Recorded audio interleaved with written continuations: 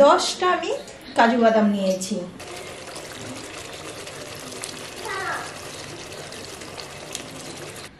দেখতে সুন্দর হয়েছে, খেতেও খুব টেস্ট। এইভাবে তোমরা বাড়িতে অবশ্যই করে ট্রাই করবে। আমি ঝুমাস কিচেনে সবাইকে স্বাগত জানিয়ে শুরু করছি আজকের নতুন রেসিপিটা পুরোটাই নিরামিষ আর খেতে খুবই সুস্বাদু। তো এই রেসিপিটা আমি তোমাদের সাথে শেয়ার করছি। ভালো লাগলে অবশ্যই একটা লাইক করবে, আর কেমন লাগলো সেটাও কমেন্টে জানাবে, আর যতটা পারবে শেয়ার করবে। চলো দেখা যাক কি বানাচ্ছি। দেখো, আমি পনির কেটে নিয়েছি, মাঝারো সাইজের পনির কেটে নিয়েছি। আর নিয়েছি আমি 10 মিনিট হয়েছে আমি মিক্সিতে ভিজিয়ে রেখেছি কাজু বাদাম আর পোস্ত আর মগজদানা। এটা ভিজিয়ে রাখলে কি হয়, তোমাদের পেস্ট করতে মানে পোস্ত তো হয়তো গোটা গোটা থাকতে পারে, তো তোমরা যদি আগে থেকে ভিজিয়ে রেখে দাও তাহলে এটা আর গোটা থাকবে না, সুন্দর মিহি হয়ে যাবে। আর নিয়েছি এটা, এই রেসিপিটা পনিরের রেসিপি, তাই বেশি ঝাল দেব না। দুটো দেখো কাঁচা লঙ্কা এর মধ্যে আমি দিয়ে দিচ্ছি। এটা আমি মিক্সিতে করে নিচ্ছি। তার আগে দেখো আমি কড়াই বসিয়ে দিয়েছি, ওভেনটা জ্বালিয়ে নিলাম।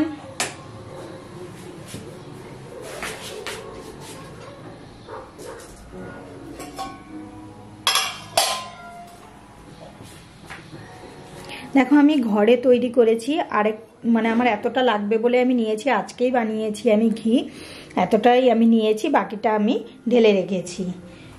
তো কড়াইটা দেখো গরম হয়ে গেছে, এবার আমি এর মধ্যে ঘিটা দিয়ে দেব। তোমরা চাইলে এটা তেলেও রান্না করতে পারো, তো আমি একটু টেস্টির জন্য ঘিটা ব্যবহার করলাম। তো ঘিটা একটু গরম হয়ে গেছে প্রায়, এবার আমি পনিরগুলোকে এর মধ্যে ছেড়ে দেব।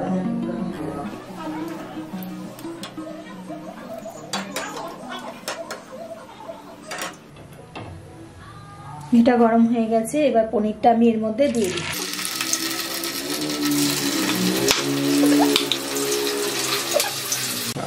দেখো পনিরটা বেশি ভাজবো না, বেশি ভাজলে পনির কিন্তু মানে একটু শক্ত ধরনের হয়ে যায়।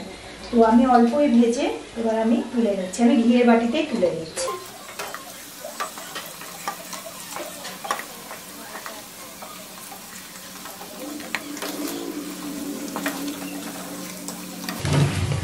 যারা নতুন আমার ভিডিওটি দেখছো তাদের যদি ভালো লাগে তোমরা অবশ্য করে আমার চ্যানেলটিকে সাবস্ক্রাইব করে নিও, তাহলে আমি যে রেসিপিটা আমি শেয়ার করি তোমাদের সাথে সবার আগে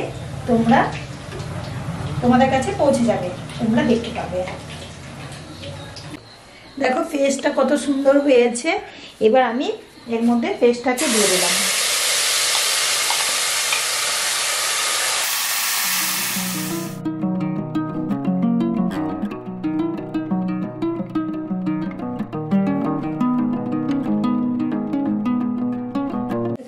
ভাজা হয়ে গেছে, মানে মশলাটা দিলাম যে, এবার আমি এতে অ্যাড করব লঙ্কার গুঁড়ো। লঙ্কার গুঁড়ো আমার অল্প আছে, এটা আমাকে ঢালতে হতো, তো যতটা আছে আমি এটা ধরেই দিয়ে দিলাম।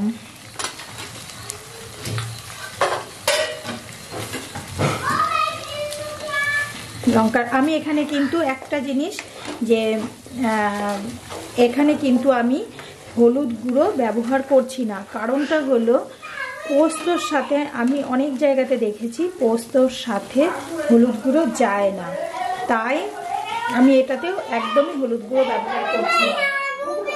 মশলাটা অনেকটা প্রায় ভাজা হয়ে গেছে, এবার এর মধ্যে আমি পরিমাণ মতো লবণ দিয়ে দেব।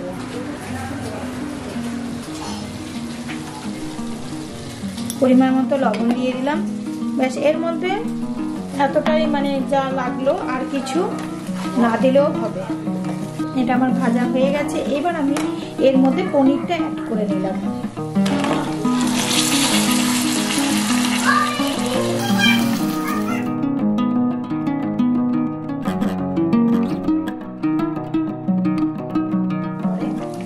সামান্য একটু ভেজে নিলাম। নেওয়ার পরে এবার আমি এর মধ্যে জল দিয়ে দেব। তো দেখো আমি যে মশলাটা করেছিলাম মিক্সিতে, তো এটাই আমি ধুয়ে বাকি জলটা আমি এর মধ্যে দিয়ে দিচ্ছি।